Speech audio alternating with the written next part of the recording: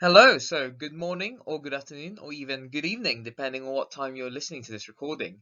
So I am Hanifa and I will be with you for the production module of your economics subject. And depending on time availability and logistics and all of that, I will be with you for other parts of your economics subject, depending on, again, all those factors. Um, yeah. So let's begin first. First of all, who is this ethereal voice you're hearing? And to be quite frank with you, that's quite a good question. So I am trained as a chemical engineer. I received my bachelor's degree in chemical engineering last year, and I'm currently working towards my master's in chemical engineering. So you might be wondering, so why in the world is a chemical engineer helping us out with economics? And I must say, good question.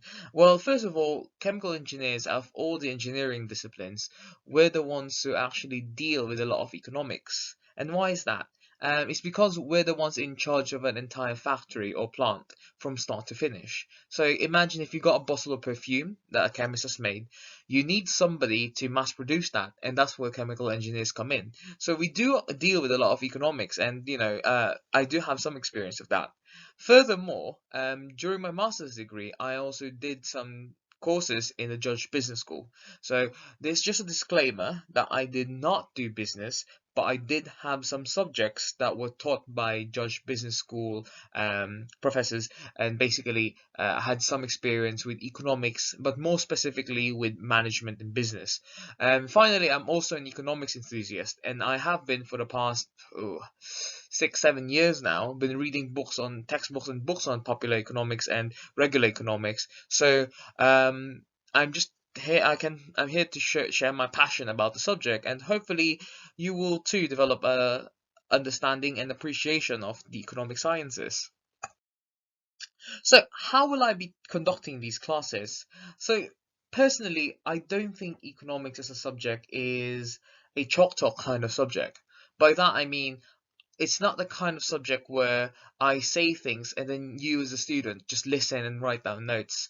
I personally believe that economics is more of a tea discussion kind of subject where we grab a cup of tea or coffee if you want to, and we sit down and just have some discussions. I throw some questions, we have a good discussions, and you throw questions back at me. Um, However, unfortunately, I am halfway across the world as we speak, which means I will not be waking up at 4 in the morning to give live discussions. While I would love to do that, unfortunately, I have a flatmate and I really don't want to be waking her up at 4 in the morning. So, with that, unfortunately, and I really apologize, these lecture slides will be pre recorded. And a further apology, it is quite awkward to actually be talking in front of a laptop screen. I don't know how YouTubers do it, and kudos to them that they can do it talking in front of a camera, but for me it's a bit awkward, so I do apologize if you do feel that awkwardness from time to time. So let's move on to the actual how am I going to discuss economics. So I want to give you a global perspective on economics. I want you to have an intuitive sense of these economic concepts based on examples and case studies from around the world. So as you can see right now, the background of my title slide and the background of most of the slides is a picture of Edinburgh, Scotland. And the start of every set of presentations I'm going to give will have a background of a country, of a city, or a place in the world. And I will try to be as global as possible, not just focusing on Europe or Asia, but I want to give you a sense of how economics is a universal subject. The concept that you learn now, even in the Philippine setting, can actually be applied to elsewhere in the world. And I want you to get that appreciation for it, because economics really is a study about humans, and humans are pretty similar in some respects, right? So the things that we teach now can actually be applied elsewhere in the world. So I do want you to have that appreciation. And again, I'll be delivering this through case study. So that means before I introduce any textbook definitions, I want you to first to get an intuitive feel of the concepts, if that's all right. However, for those of you who do want the textbook definitions, I will be giving out two sets of handouts. So the first handout is a blank handout where you could fill it in as we go along. And to help you with that, you can see that there will be this icon, this scroll-like icon, when something comes up that you want to write down in your notes. There's also a second bit where it's already filled out for you. So in case you don't really want to write notes while we go along, you just want to listen. Personally, I do that. But you want to have a summary at the end. I also provide filled in notes for you guys. All right, so everyone's happy. If you want to write, please do so. If you don't want to, it's all fine. Now, apart from that, I've also given you some extra readings to do, but you're not required to do them. They're completely optional, and only if you actually want to learn more, maybe you find interest in economics quite interesting and want to find out more, then feel free to read the readings that I've given. So they're very deep, and they're much deeper than what we would tell now, but they're not going to be examined. So again, no need to. They're not required reading. It's just for your interest. And finally, just a word of caution, if you see the symbol, it means some of these concepts might be a bit trickier than normal, and so this is where some of our classical theory breaks down, so I just want you to pay attention to that. Alright? So, you might be wondering, okay, why are we beginning with a picture of Edinburgh? Now, as you might know, actually, Edinburgh is the capital of Scotland. And when it comes to economics, especially classical economics, if there's one name you need to know in economics, it is this chap over here. So his name is Adam Smith, all right? And he's basically like the father of economics. So most of the stuff that we will be discussing actually throughout the year actually comes from his ideas, and particularly from one of his books. So it's called The Wealth of Nations, and it's a huge book, by the way, several volumes. And basically, most of the stuff that we will be discussing actually comes from this book. And the way he presents economics is actually through an example. So he uses actually the pin factory as a way to discuss elaborate concepts of economics. So we'll be taking the same approach. I'll be giving out examples to elucidate concepts in economics, but we will not be going through pin factories because it's quite outdated. We'll go for something a bit more modern, if that's all right. All right. Okay. So also just a fun fact: Edinburgh is also quite famous for a movie that was recently shot there. Here's a quote from that. I'll give you a minute to. I'll give you a few seconds to have a read at it. Okay.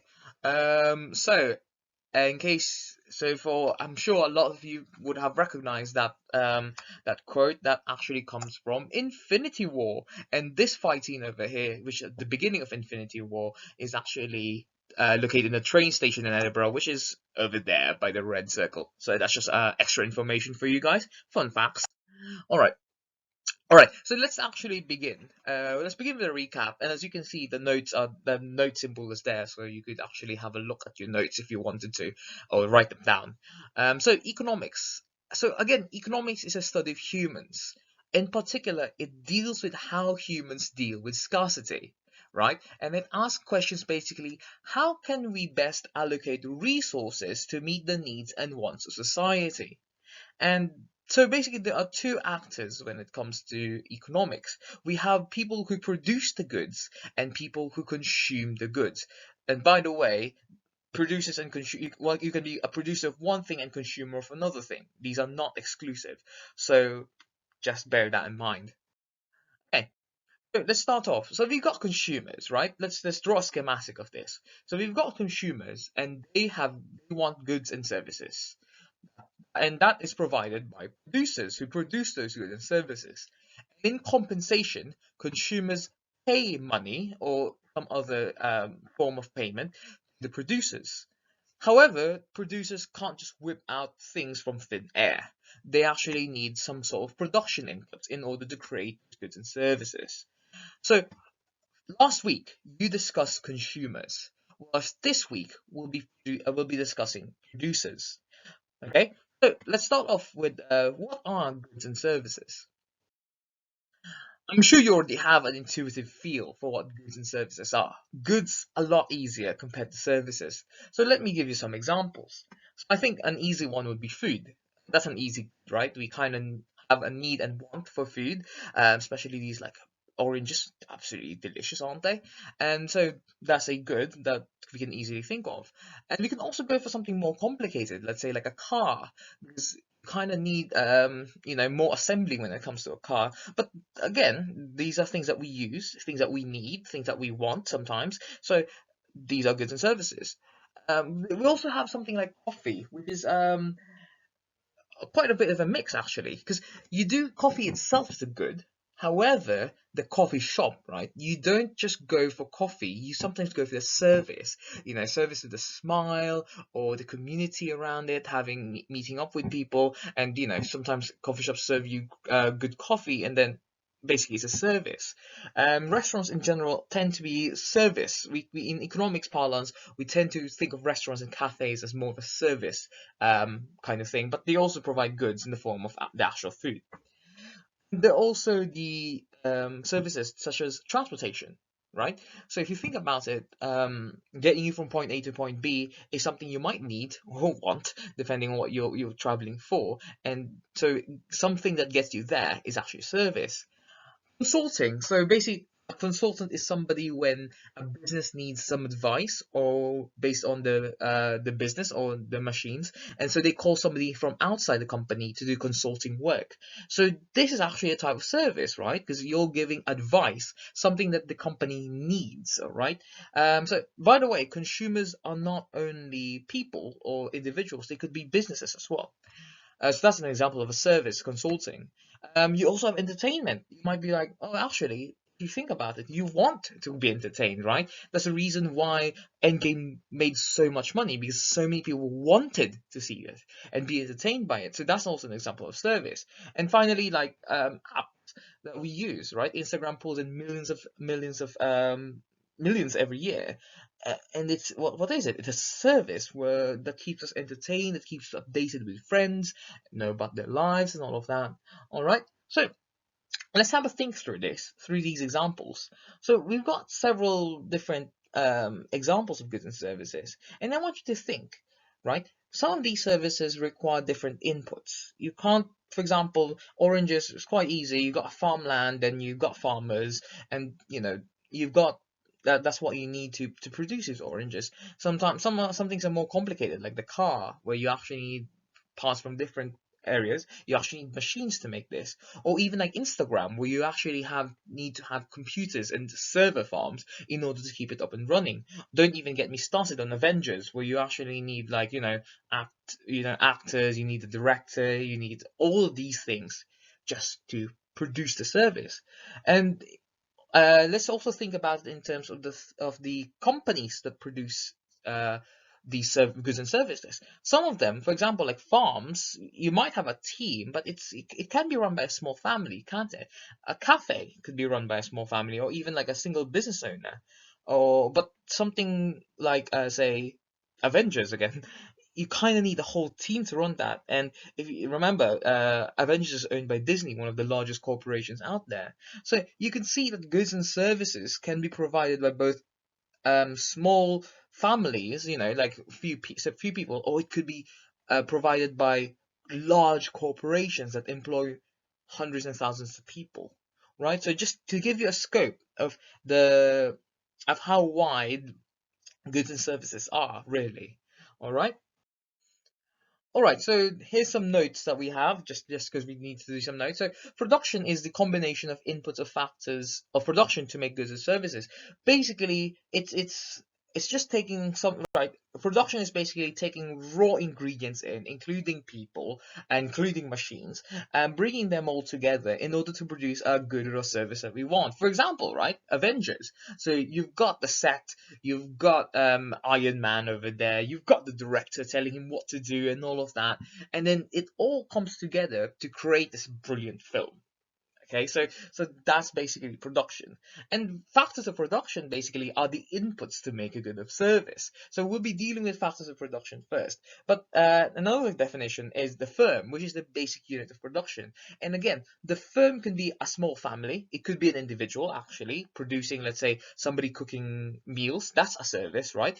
But it could also be a large corporation, as we have seen. So we'll focus first on factors of production, and then in 2 slides time, like 2 sets of slides time, we'll be focusing on different types of firms. So yeah, let's consider factors of production first. All right, so let's start first with the case study. Let's talk about chocolate, right? And chocolate production. Everybody loves chocolate, right? Unless you're allergic to that. I had a friend who actually was allergic to chocolate. Poor chap, honestly. So let's think about it. How do we make chocolate? What are the things we need to make chocolate? Well, first of all, in case you didn't know, chocolate is actually made primarily, like the main ingredient of chocolate, unless you're having white chocolate, is primarily made from cocoa beans. So here's a picture of cocoa beans from a farm in Ghana, and this is actually in these parts of the world where we can actually get a lot of chocolate from the native there. So obviously you have the primary raw ingredients. So you've got, your cocoa, sugar, and all of that. But you got to bring that together, right? You can't just let it sit there and suddenly, boom, chocolate's there. So you need more stuff than that. So you actually need somebody to process the chocolate, right? You need the labor, the workers to process the chocolate so that it processes the ingredients so you can make chocolate. But it's not just the workers. Sometimes you need machines to process the chocolate. That's also part of the input. Because if you don't have the machine, then you won't have the chocolate.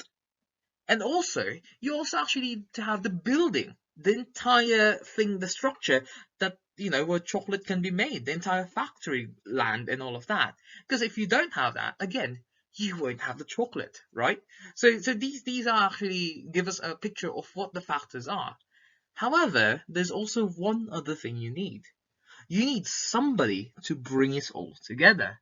And in the case of Nestle, this is a guy named Heinrich Nestle, who was the founder of Nestle several hundred or so years ago.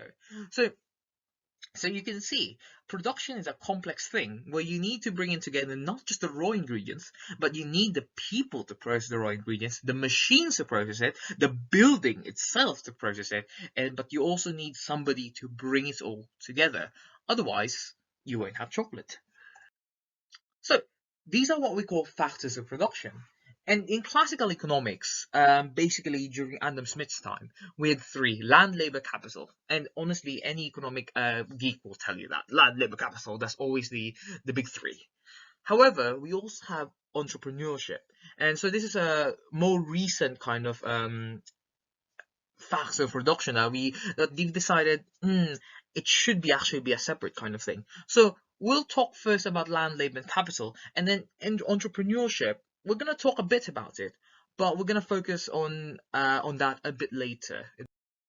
So all right, let's go back to our chocolate example and see the different factors of production and how they relate to chocolate. So again, what's our factors of production? Land, labor, capital, and entrepreneurship. Let's consider each one by one.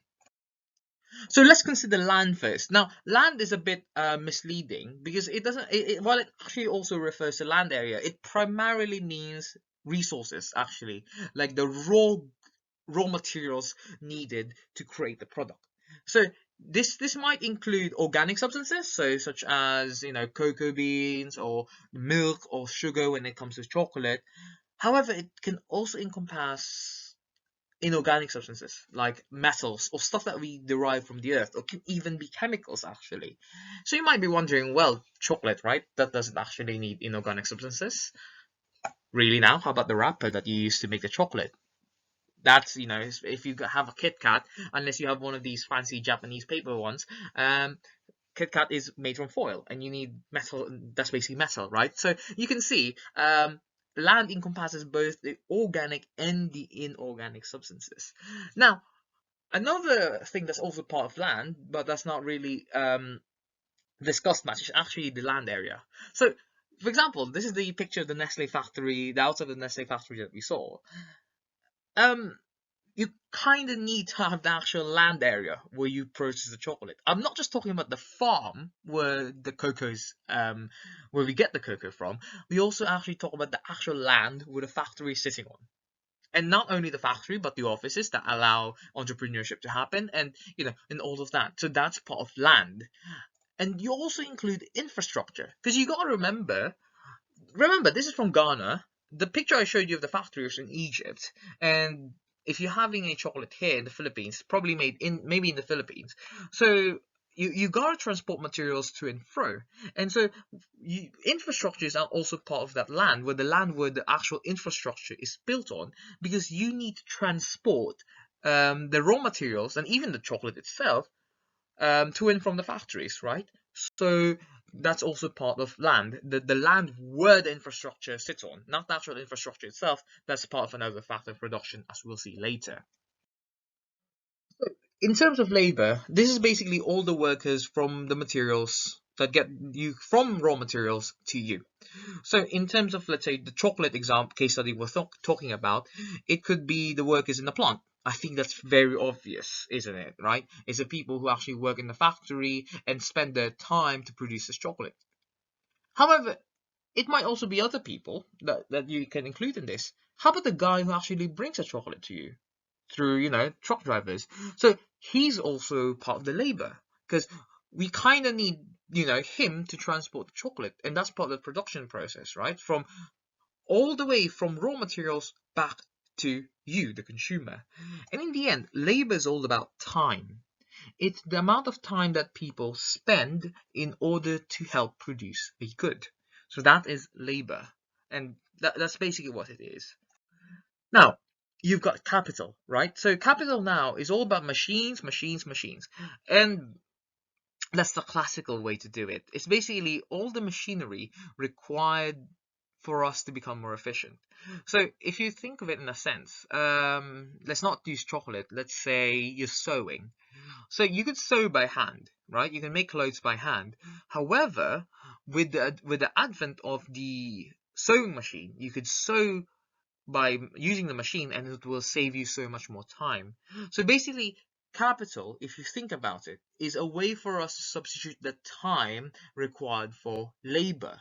And that's what capital really does. And that's what machines do, basically, right? Machines make our lives a lot easier by simplifying production. We as humans need to exert less effort, physical manual effort, in order to produce a good or a service. So what does this include? So this includes obvious machines, say the machine used to produce a chocolate or the truck itself. But it could also mean buildings. For example, right, the actual building where the factory is housed, not the land, again, the building, the actual structure, the building where the factory is placed, that's also capital, because that actually makes our work efficient. Now you don't have to think about your workers getting wet when it's raining, or getting too hot when it's on a hot day, because so you actually boost production, and that's also part of capital. And you also have infrastructure. Again, it's the land where infrastructure sits on, the plain plot of land where bridges, roads sit on. That's part of land. However, the actual structure, that is the bridge or the road, that's an infrastructure. And this includes ships, trucks, anything that helps you get your good from raw material to the factory, and from the factory to you, the consumer. Is that clear? Hopefully it is, because I can't really hear, because again, I'm recording this. Really sorry. Finally, entrepreneurship. So guy is not just a manager. That's one thing I want you to keep in mind. Entrepreneurs are not just managers, all right? Before, entrepreneurs were just part of the labor, because it's basically a guy spending his time dedicating work.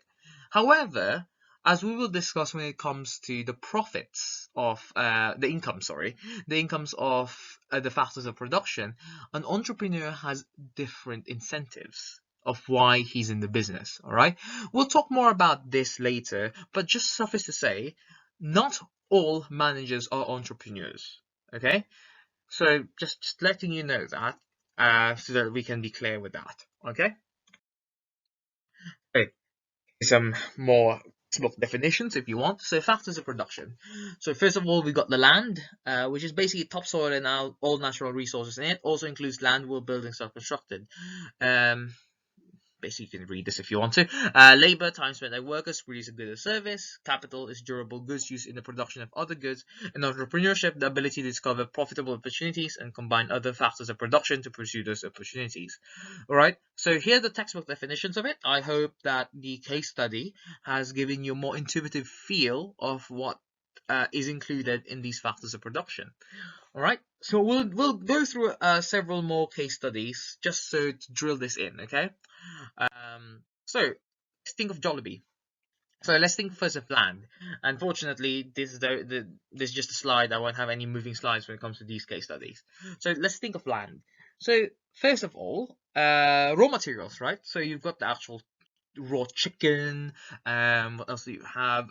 You've got the cups that you need for your drinks, or the takeaway trays that you have for your food, or even the plates and blah blah blah. So those are all land. Those are all the raw materials that go into the production of a service such as Jollibee, your chicken joy, basically.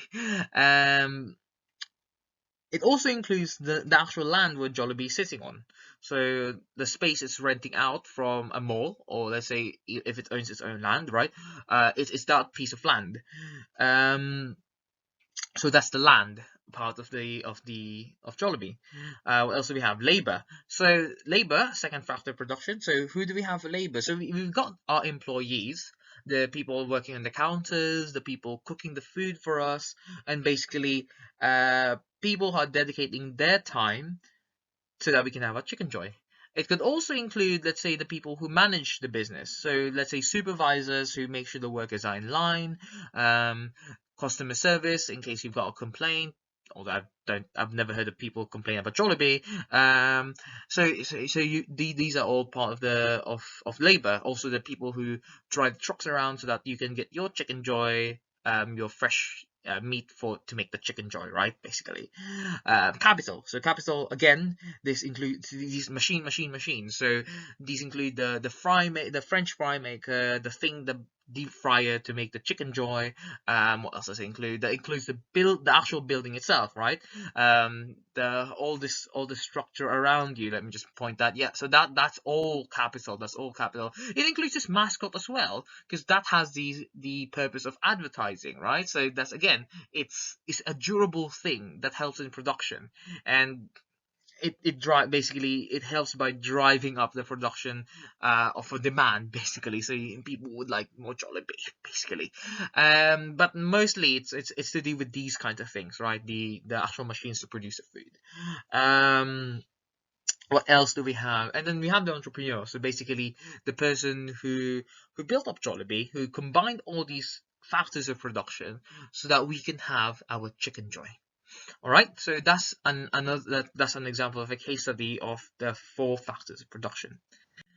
Next, Instagram. Whoa, wow, Instagram. Okay, so what are the factors of production for Instagram? So Instagram's a bit different because it's a software company, as we will see later. So land. So what are the land that the Instagram is on? What are the raw factors that Instagram uses? Well, first of all, again, and let's do an easy one first. You've got the building, you've got the land where Instagram is sitting on. Instagram offices are sitting on. So that's a land factor of reduction, right? It's the land where the offices are being sat on. So this is a picture of the New York office. It's quite nice. Instagrammable, you'd expect, right? And so that's an example of land. Um, Another example is how does Instagram usually work? It works usually through, it's basically servers, computers, right? You need electricity to power those computers. Utilities are actually also part of land because these are raw materials, right? Raw inputs. So the electricity to make these servers so you can have Instagram, that's also part of land. Labor. Of course, you've got your programmers, you've got your coders, you've got the marketing people, all the employees basically of Instagram. That's labor. Capital. Now, capital is a bit more unique when it comes to Instagram. So one thing that Instagram thrives on, of course, you've got your computers, right? But also at the same time, you also have the software. And so this is actually a question: is software part of capital or not? And we'll see later on that it's actually quite a huge challenge, because anyone can have a computer, but not everyone can make Instagram, and that's an important thing. What makes Instagram is all of these things put together, right? So it's the innovation bit. And of course, we've got entrepreneurship, who's basically the person who founded Instagram, who brought all of these together. So again, what I want you to see with this case study is that the factors of production are basically a way for us to simplify the world as we see it. But if you think hard about it, it's not as simple as we think it is. All right. This gives us the practice of production give us a framework to which we can as a launching pad, but this is not set in stone. Especially with software companies coming in nowadays, things are a bit dicier, a bit more vague and opaque, especially with new companies. But for now, factors of production, land, labor, and capital, and entrepreneurship, we'll just take it as that. And then if you want to explore this further on, feel free. I've got a reading for you for that. So here we go.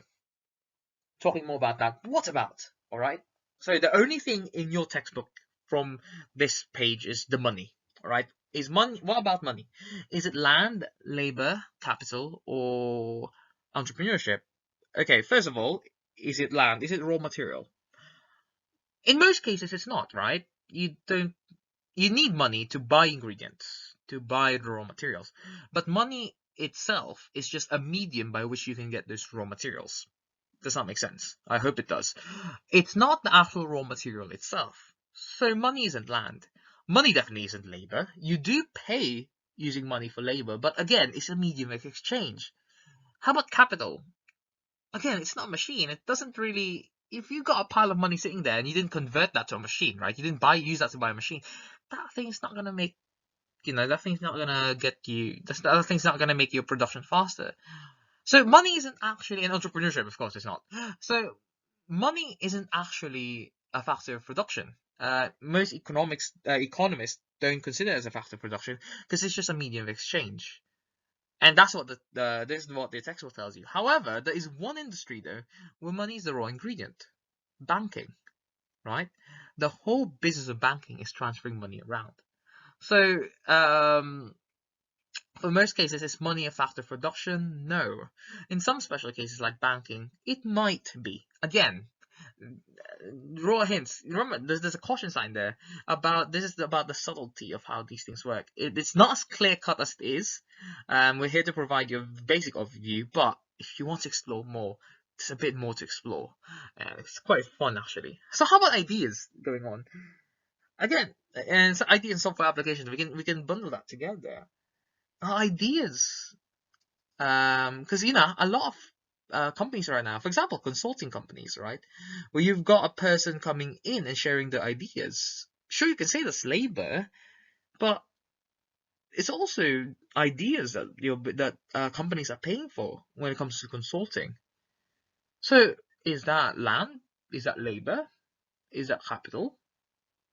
So what is it? And in recent times, there's been pushes to reclassify what we think of as ideas, especially now that we are in some places the world, the post-industrial world, where basically we've moved on from production, at least a economy focused on production, and we move on to services and even software. And so this raises a lot of questions. Are ideas and software, what kind of factors of production should we put it in? And this is still an active site in economics, right? It's still an active discussion in economics, actually. What actually are ideas? Where can we place them? So here's a reading. So can ideas be capital factors of production, blah, blah, blah, in the post-industrial economy, a review and critique. So this is just one of the, it's a top journal, by the way. So you could have a read at this.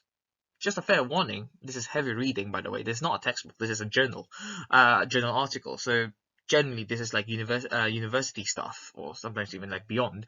So again, this is not mandatory, but in case with this short discussion I have, your interest has been piqued, and then you're thinking, yeah, what are actually ideas? So please have a look at this and see what you think about it. All right. So let's now talk about income. So we've already discussed goods and services, and again, it's a simple model. consumers want goods and services, producers produce them, and in exchange for that, right, there needs to be some sort of compensation. Producers are compensated through payment. That's basically what it is. Let's look at incomes and payments. This will be a quick one. All right. So let's look first with chocolate again. So producers, like let's say Nestle, produce chocolate and gives it to the chocolate consumers. And in exchange for that, chocolate consumers give a lump sum to the producer. What I mean by lump, so basically, remember how there's different factors of production.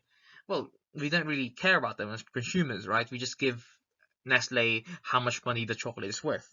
And now it's the producer's job to distribute that money to the different factor, different pieces basically. So some of the money goes to buying the raw materials, obviously. Some of it goes to pay employees' wages. Some of it goes for debt repayments. For example, if Nestle borrows money to build its plant, and so it's accumulated debt, utang, right? So Nestle needs to pay that. So some of the money goes to pay that. Some of the money goes to government in the form of taxes, regulations, right? Some of it goes, of course, to the owner of the company. I mean, that's why he wanted to start the business, right? So he could earn some more cash.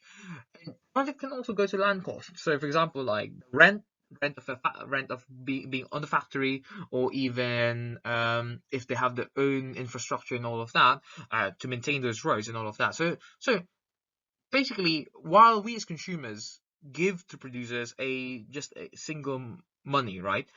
That money has to be distributed among the different factors of production. All right, so let's talk about the incomes in terms of the four factors of production. So as a caution, note and caution, these are the economic terms. We use different language in real life. Yes, I am aware of that. But these are economic terms, all right? So these are what economists use, all right? So just a caution on this, okay? That what we are referring to here are economic terms and not the everyday terms that we use. So for land, the income that land gets is rent.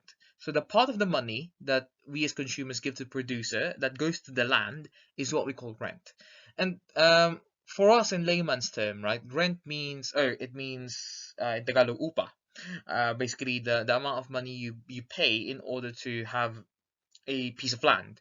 And of course that comes into it. But it also comes into the raw material cost. So that's also part of rent. Okay. Basically it's a very the word rent comes from a very old classical economics, where most economics was done based on farms. So you kind of the farmers had to rent the land out in order to produce goods. But now that we do more manufacturing kind of bit, so rent does not also just include land, it also includes sorry, the land itself, it also includes the raw material costs. Okay, so that's all within rent. All right, but it's primarily land prices. It's still stuck with that nowadays, but just know, it's an economic term, that rent in general is the income for land. Next, we've got wage, which is for labor, right? And usually this is measured in per hour, pesos per hour, something like that. So it's pretty self-explanatory. Wage is the money that you give to workers, right? For the efforts. Um, but if you look at corporations, so this just doesn't include the actual hourly wage. Of course, it does that, mainly that, but it also includes bonuses or other incentives that you have for workers. Basically, any monetary form or even non-monetary form that you use to reward service of labor. So that's all within wage. Basically, if it goes to workers, that's wage.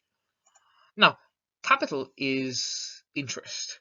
You could think of it as, most of the time, in order for us to, especially in big plants, so I'm a chemical engineer, so we handle big chemical plants. In order for chemical plants to have the money, we have to make loans. And of course, that's so basically the plant itself, right? All the buildings, all the machinery, that's all part of capital. And so one way to think about it is the fact that we have to make interest payments towards the debt every day, or every month or something like that. So that's to pay off the money we borrowed to do the capital. So basically, That's why we call it interest. But you can think of it as money that goes towards the purchasing of capital. And the only reason why we call it interest is because usually we borrow money in order to have capital. And honestly, that's basically the foundation of capitalism. Borrow money so you can produce something, hopefully make some money out of it, and then repay your debts and have some profit as an entrepreneur. And so this is the important thing when it comes to entrepreneurs. It's the fact that they have a different income from labors. All right. So a entrepreneur, basically like a business owner or the innovator, has a different income compared to a regular worker. So workers work for a wage, whereas entrepreneurs work for the profit. Okay, so basically the profit is any piece of is the reward that an entrepreneur gets. Okay, I hope that you can see the difference there. So workers work for a fixed wage, whereas entrepreneur, there's more there's more rewards kind of thing, but there's also more risks. Because again, profit is basically what is left over after you pay rent, after you pay wages, after you pay interest. Wages are fixed, profits aren't. And that could either mean really good if you make lots of money, or it could be really bad if you don't. All right, and so that actually brings us to what is entrepreneurship. So, what is entrepreneurship? And entrepreneurship is basically these are the people who deal with combining the different factors of production in innovative ways. And again, their primary motivation is profit. And so, what are the characteristics of entrepreneurs? One of the biggest things, again, is risk taking. If you're going to be an entrepreneur, you need to be willing to take the risk. Okay, if you start off a business, you have no clue whether that thing will absolutely be the next big thing, the next Apple, or it could go bust. So it's a huge appetite for risk taking. And by the way, unfortunately, most startups do go bust, right? So as an entrepreneur, one of the important traits is risk taking. By the way, just again, this is not in your textbook. This risk taking is an additional thing. However, the rest of the traits are in part of your book. So that's actually one of the most important traits of an entrepreneur, is that you actually need to know how to take risks, because huge rewards, also potentially huge losses. Other traits, so they have to be innovative. You need to be able to combine all these factors of production in innovative ways. Now, when you let's say, if you actually go into innovation and business, you'll actually realize there's what we call a competitive advantage. Every successful company will have some sort of reason why they're better than the next company, right? So they have to be innovative, right? As an entrepreneur, because you're the ones bringing everything in, and you need to make sure your company or your business or your production is unique. Next, you need to have the ability to analyze and interpret market signals and act accordingly. Again, this goes back to consumers. If consumers don't want something, they won't sell, and you won't make money, and you lose money. So basically, and so this all comes to markets. Entrepreneurs should be good at interpreting these signals. And next, they should be responsible. Um, Again, this is their business. If something goes wrong, it's going to be, they have to take responsibility for that. That's what it is. And finally, they must be organized. Because again, I mean, you're bringing together factors of production together, so you kind of have to be organized. And of course, they must be committed. I think that goes without saying. Now, one important facet of entrepreneurship is because of their innovative capacities, entrepreneurs are very, very important in the economy. And now, in your notes, I tell you exactly which thing there by, yeah, it's in your notes. So in this book, 23 Things That They Tell You About Capitalism, it's a good book. Again, not a required reading, just in case you want to learn more. There's one lesson there that says that entrepreneurships are really important to the economy. They drive an economy. A country is rich or poor depending on its innovative people, or basically the rich people. All right, because they're the ones who drive innovation. And honestly, a country's economy is really based on its ability to innovate. because that's what it is. And it's not just like technology wise, it's business wise. Think of new ideas, not just to make new software, to make new machines, but also how to make new things, right? So entrepreneurs are really important to the economy, and yeah, that goes without saying. So that's what it is. All right, so that's it for this part. Thank you for listening. And I'll see you. Well, you'll hear from me in the next session. Thank you.